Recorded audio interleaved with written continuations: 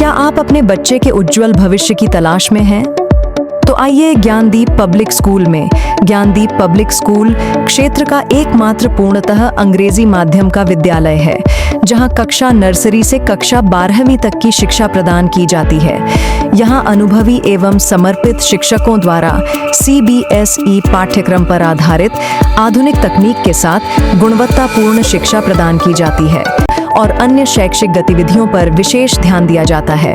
नए सत्र के लिए प्रवेश प्रारंभ हो चुके हैं। जल्दी करें और आज ही संपर्क करें। हमारा पता है ज्ञानदीप पब्लिक स्कूल, बांसी जप्ती माफी, देवरपुर, आजमगढ़।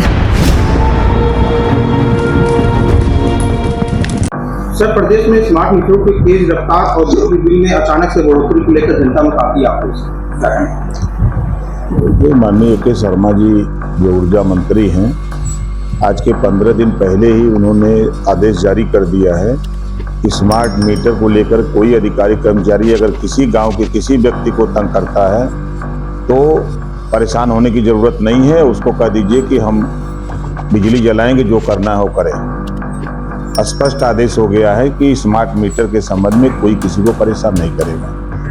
जैसे बिजली जल रही है, जैसे चल रहा है वैसे चलेगा। विपक्ष का भी आरोप है स्मार्ट मीटर के नाम पर आम उपभोक्ता को शोषण हो रहा है। अब विपक्ष को कोई काम तो है नहीं, दूसरा सही बात तो बताने की जरूरत नहीं है। विपक्ष जो कह रहा है उसके कहने के पहले ही सरकार ने संज्ञान में लिया। माननीय मुख्यमंत्री योगी आदित्यनाथ जी ने उसको संज्ञान में लिया, संज्ञान में लेकर के आदेश जारी करा दिया। जब आप समाजवादी पार्टी के सरकार में थे तो आपने कहा था कि स्मार्ट मीटर हवा से ही तेज चलता है, तेज भागता है। अब आप सरकार का हिस्सा है, तब आपसे क्या है? इसी नाते बंद कर दिया गया ना, स्मार्ट मीटर जो है बंद कर दिया गया और उस पर कोई जांच बैठा दी गई है कि ऐसा क्यों हो रहा है। आगरा और अन्य जिलों में लोग स्मार्ट मीटर को उठाकर देख रहे हैं, कानून व्यवस्था से प्रभावित हो रहा है। इससे क्योंकि स्वाभाविक है, अभी उनके यहाँ तक संदेश नहीं होगा कि सरकार ने स्मार्ट मीटर बंद कर दिया है और एक खास तौर से विपक्षियों की साजिश है। गांव में जो समाजवादी पार्टी के लोग होंगे वही लोग अपना उखाड़ उखाड़ के फेंक रहे होंगे। ऊर्जा मंत्री कह रहे हैं कि जैसे कि स्मार्टफोन इस्तेमाल किया जाता है वैसे ही स्मार्ट मीटर इस्तेमाल करें, लेकिन स्मार्टफोन में हमें पता होता है कि क्या फायदे हैं, मीटर में जनता को कुछ स्पष्ट नहीं है। इसमें क्या करें? मैं तो सही कह रहे हैं जो AK शर्मा जी कह रहे हैं। तो स्मार्ट मीटर को लेकर के पहले तो उसमें रोक लगा दी गई है। दूसरी चीज कि अब उसकी जांच हो रही है, जांच के बाद ऐसा गलती ऐसा फॉल्ट क्यों आया, जो उसकी जांच रिपोर्ट आ जाती है तो फिर कार्रवाई होगी। जांच रिपोर्ट में देरी क्यों हो रही है? स्मार्ट मीटरों की गड़बड़ी की जांच की समिति बनाई गई थी, 10 दिन बाद रिपोर्ट क्यों नहीं आई? क्या सरकार कुछ छुपाना चाहिए? सरकार कुछ नहीं छुपाना चाहती है।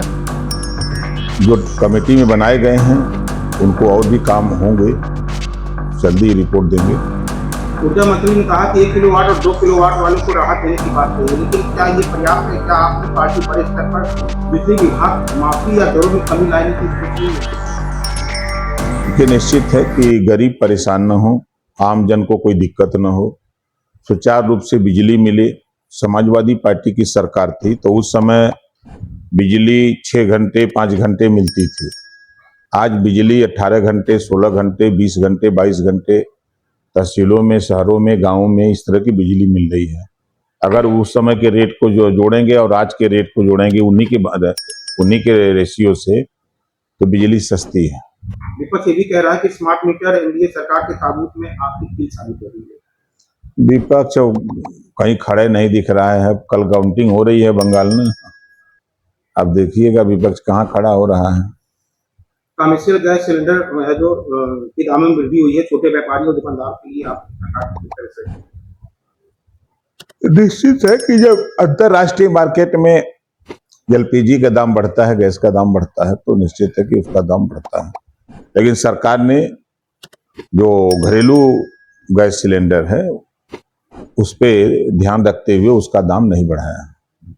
मंत्रिमंडल विस्तार हुआ है, क्या आपकी पार्टी को भी कई जिम्मेदारी दी गई है कि अटल के अभी भी स्थिति है? आपको क्या लगता है? कहाँ मंत्रिमंडल का विस्तार हुआ है? विस्तार होने की बात हो रही है। आई तो हम हर महीने में सुनते हैं कि विस्तार हो रहा है, विस्तार हो रहा है। तो हम जब सरकार कोई चुनाव होता है तो शुरू हो जाता है। क्या आपको लगता है कि आपकी पार्टी को भी महत्व मिलेगा इसमें विस्तार में? हमारी 6 को संख्या है तो हम कहाँ से जोर लगाएंगे। बंगाल चुनाव के लिए वर्तमान राजनीतिक स्थिति क्या कहना चाहेंगे यूपी के राजनीति के नजरिए में? आप देखिए, बंगाल में भारतीय जनता पार्टी की सरकार बन रही है और आने वाले दिनों में आप देखिएगा जिस तरह राजस्थान जीता, महाराष्ट्र जीता, आपके दिल्ली जीता, मध्य प्रदेश जीता, फिर उधर हरियाणा जीता, फिर बिहार जीता, बंगाल जीतेंगे और फिर यूपी भी जीतेंगे। सीमा राजभर ने एक छोड़ा होकर जाएगा। दलाल के पास केवल 2 काम है, राजभर समाज को बेचना, जो सत्ता में जीता पाए। क्या कहना चाहेंगे इसके बारे में? कुछ नहीं। सबसे पहले मैं आपके चैनल के माध्यम से ये बताना चाहेंगे कि जो स्मार्ट मीटर लगा है गांव में, उसकी बिजली जो है बहुत फास्ट आ रही है। और दूसरी बात ये है कि जो उसका रिचार्ज हुआ लगने के बाद वो जब खत्म हो गया तो बिजली उसकी कट गई है। उसमें बिजली दिखा रहा है लेकिन बल्ब नहीं जल रहा है।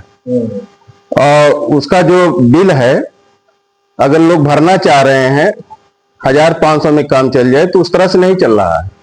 उसमें कम से कम 3000 रुपये से ऊपर जब आप डालेंगे, 3000 साढ़े 3000 रुपये, तब जाकर के वो चालू होगा। ग्रामीण क्षेत्रों के लिए संभावना है? नहीं, बहुत अच्छा तो नहीं है ये। बहुत बड़ा, समझ लीजिए ग्रामीण क्षेत्रों के लिए बहुत बड़ा नुकसान है ये। नासूर का काम। हाँ, नासूर का काम कर रहा है। तो सरकार से क्या अपील करेंगे? सरकार से यही अपील करेंगे, जो मीटर पहले चल रहा था वही अगर लगा करके चलाया जाए तो ठीक है। स्मार्ट मीटर न लगाया जाए। स्मार्ट मीटर से बहुत किसानों का नुकसान हो जाएगा। जी।